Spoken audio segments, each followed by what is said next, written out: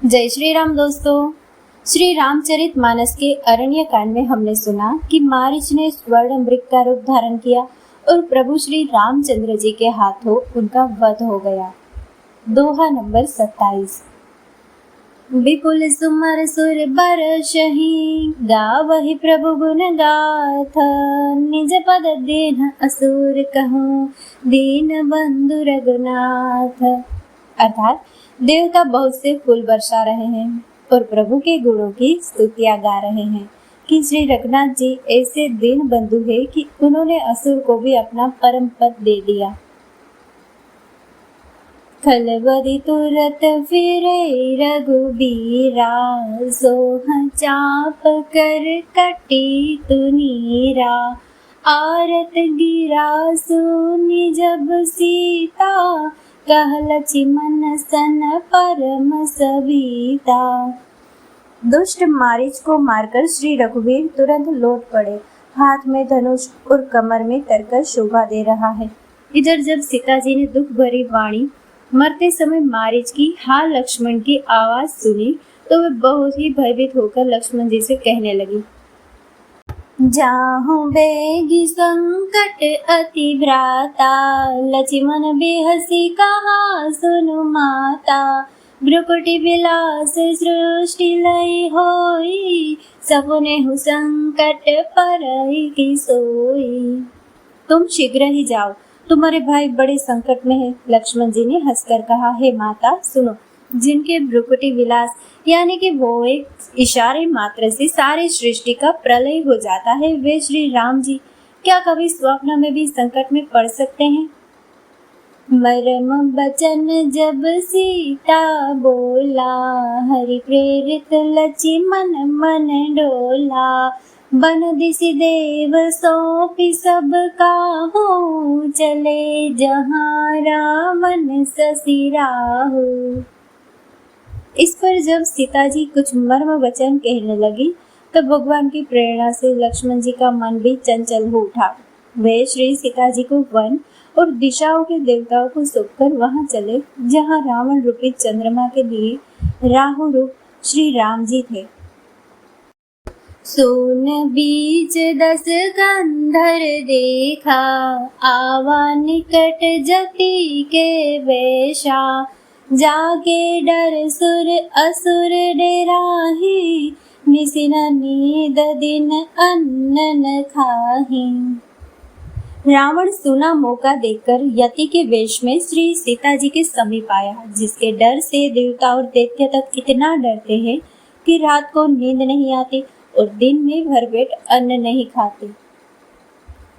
सुदस शीस स्वान की नाई इत उत चितई चला भरिहाई इमिको पंथ पग देख खगेसा रहन तेज तन बुद्धि बल लेसा। वही 10 सिर वाला रावण कुत्ते की तरह इधर उधर ताकता हुआ चोरी के लिए चला। काकभूषुंडी जी कहते हैं, हे गरुड़ जी, इस प्रकार कुमार्ग पर पैर रखते ही शरीर में तेज तथा बुद्धि एवं बल का लेश भी नहीं रह जाता। नाना विधि करे कथा सुहाई राजनीति भय प्रीति देखाई कह सीता सुनो जति गोसाई बोले हु बचन दुष्ट की नाई। रावण ने अनेकों प्रकार की सुहावनी कथाएं रचकर सीता जी को राजनीति भय और प्रेम दिखलाया। श्री सीता जी ने कहा, हे यति सुनो, तुमने तो दुष्ट की तरफ वचन कहे। तब रावण निज रूप देखावा भई सभय जब नाम सुनावा कह सीता धरि धीरज गाढ़ा आई गयो प्रभु रघुखल ठाढ़ा। तब रावण ने अपना असली रूप दिखलाया और जब नाम सुनाया तब तो सीता जी भयभीत हो गई। उन्होंने गहरा धीरज धरकर कहा, अरे दुष्ट, खड़ा तो रह, प्रभु आ गए। जिमि हरि बधु ही क्षुद्र सस चाहा, बैसी काल बस निशिचर नाहा। सुनत बचन दस शीस रिसाना, मन महु चरण बंदी सुख माना। जैसे सिंह की स्त्री को तुच्छ खरगोश चाहे, वैसे ही अरे राक्षस राज, तुम मेरी चाह करके काल के वश हुआ है। ये वचन सुनते ही रावण को क्रोध आ गया, परंतु मन में उसने सीता जी के चरणों की वंदना करके सुख माना। क्रोधवंद तब रावण लीनि सिरथ बैठाए, चला गगन पथ आतुर भयरथ हाकिम जाए। फिर क्रोध में भरकर रावण ने श्री सीता जी को रथ पर बैठा लिया और वह बड़ी उतावली के साथ आकाश मार्ग से चला, किंतु डर के मारे उसके रथ हाँका नहीं जाता था। हाँ जग एक वीर रघुराया, कई अपराध बिसारे हो दाया। आरती हरन सरन सुखदायक, हाँ रघुकुल सरोज दिन नायक। सीता जी विलाप कर रही थी। हाँ जगत के अद्वितीय वीर श्री रघुनाथ जी, आपने किस अपराध से मुझ पर दया भुला दी। हे दुखों के हरने वाले, हे शरणागत को सुख देने वाले, हाँ रघुकुल रूपी कमल के सूर्य। हाँ लक्ष्मण तुम्हार नहीं दोसा, सो फल पायऊ कीन्हु रोसा। विविध विलाप करति बैदेहि, भूरि कृपा प्रभु दूरि सनेहि। हाँ लक्ष्मण, तुम्हारा दोष नहीं है, मैंने क्रोध किया, उसका फल पाया। श्री जानकी जी बहुत प्रकार से विलाप कर रही है। प्रभु की कृपा तो बहुत है, परंतु वे स्नेही प्रभु बहुत दूर रह गए हैं। विपत्ति मोरी को प्रभु ही सुनावा, पूरोडास चेहरा सब खावा।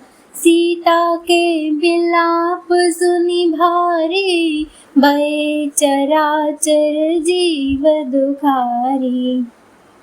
प्रभु को मेरी यह विपत्ति कौन सुनावे। यज्ञ के अन्न को गधा खाना चाहता है।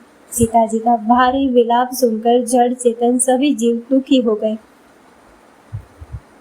गिद्धराज सुनी आरत बानी, रघुकुल तिलक नारी पहचानी। अधम निशाचर लीन्हे जाई, जिमि मलेच्छ बस कपिला गाई।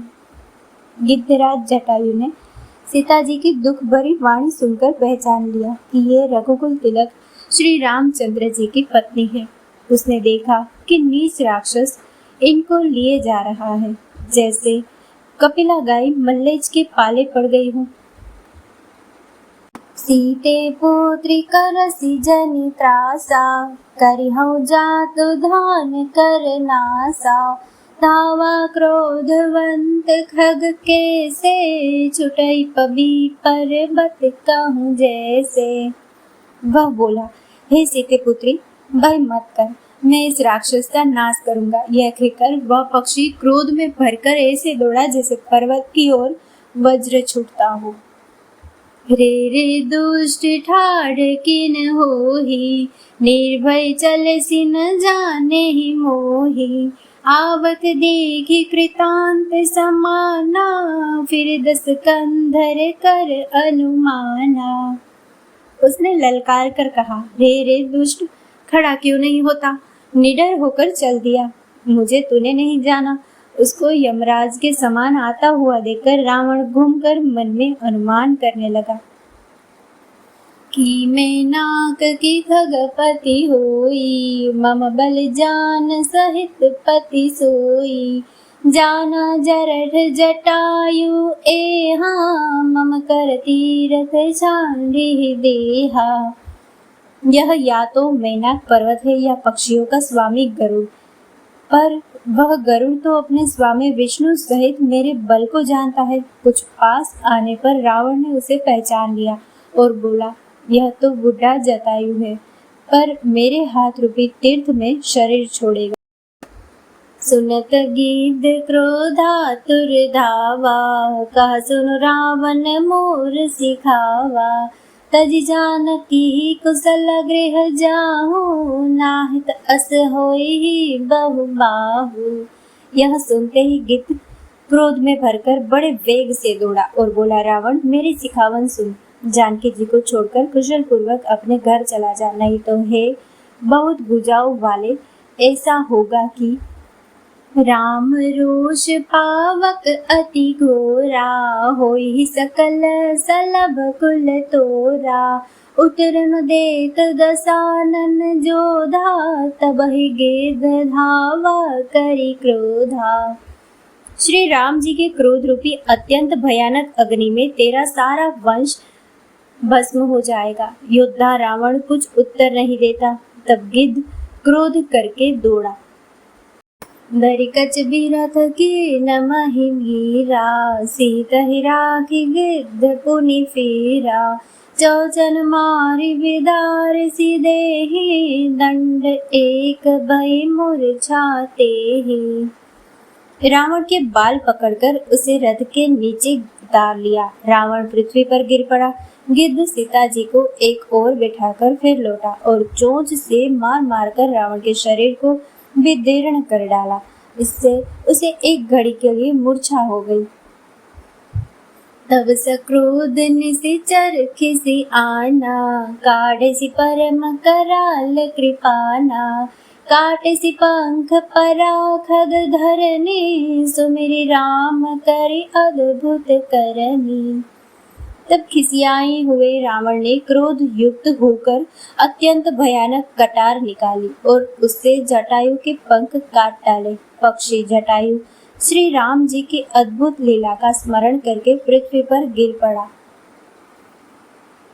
सीता ही जान चढ़ाई बहोरी, चला उताइल त्रास न थोरी। करति बिलाप जाति नभ सीता, व्याधु विवश जन मृगी सभीता।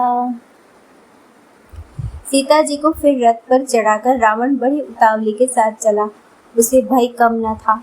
सीता जी आकाश में विलाप करती हुई जा रही है, मानो व्याधे के वश में पड़ी हुई, यानी कि जाल में फंसी हुई कोई भयभीत हिरनी हो। गिरि पर बैठे कपिन निहारे, कहे हरि नाम दीन पट डारे। एहि विधि सीता ही सोले गयऊ, बन अशोक महाराखत भयऊ।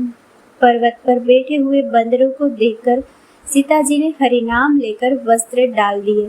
इस प्रकार वह सीता जी को ले गया और उन्हें अशोक वन में जा रखा।